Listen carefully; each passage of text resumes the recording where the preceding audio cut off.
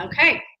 Well, we are live, and I have Mark Head here, who is talking to us from the South Island of New Zealand. And he took a little time out of his skiing today to talk about the Loved by God online conference. I want to make sure everybody has heard that the conference is this coming week. It is Tuesday, Wednesday, and Thursday in the evenings, and it's going to be amazing. So I want you to tune in for it. I'm going to put a link for you to register in the comments. But Mark is going to be talking about love of God and what happens when love pours into our heart. So go ahead, Mark, give us a little preview of what you're going to be talking about.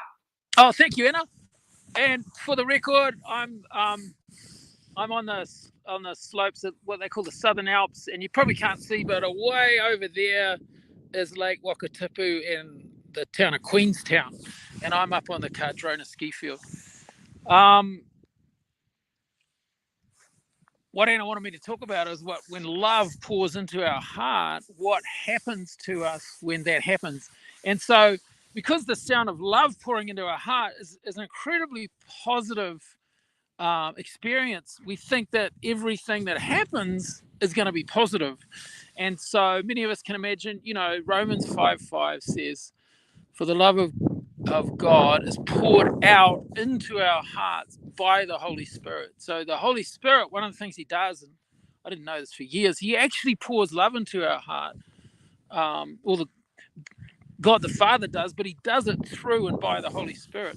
So that pours into our heart, literally. And that's at a place deeper than our mind and deeper than our emotions.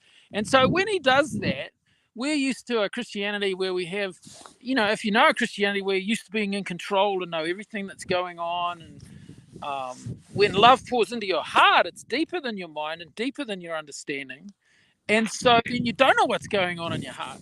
And what love does when it comes, we can imagine it's going to be all like roses and chocolates and teddy bears and nice feelings and little heart emojis and butterflies and angels.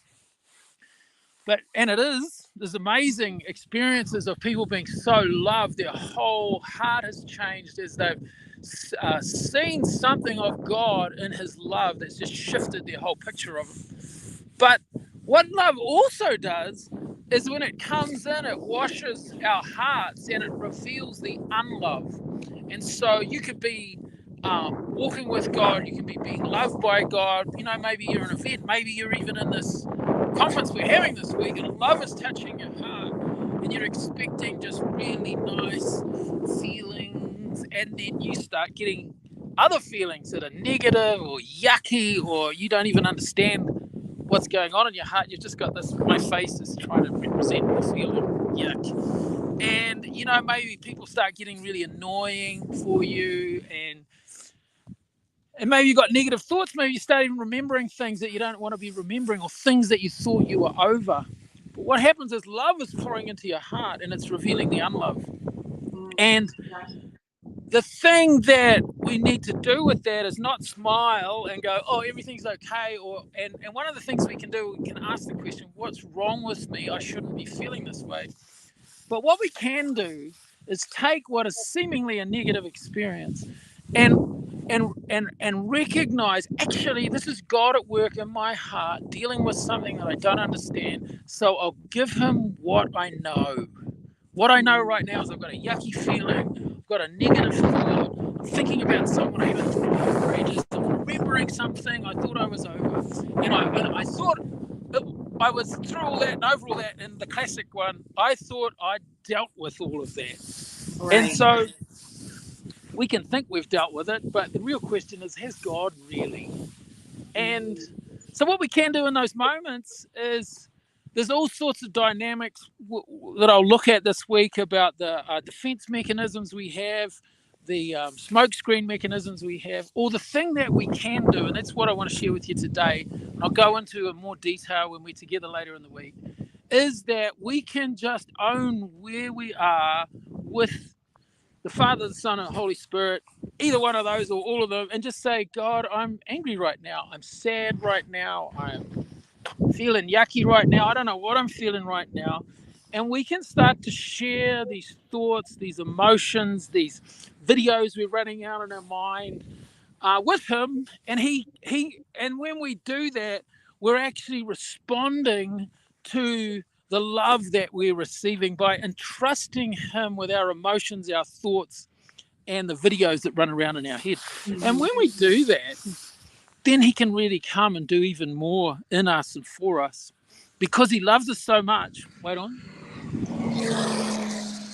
How dare they? He loves us so much and he accepts us where we are, but he just loves us too much to leave us there. And so when love is coming, it's calling to the unloved, bringing it up, bringing it out so that he can bring more healing, more redemption, and to work more of his love into our heart.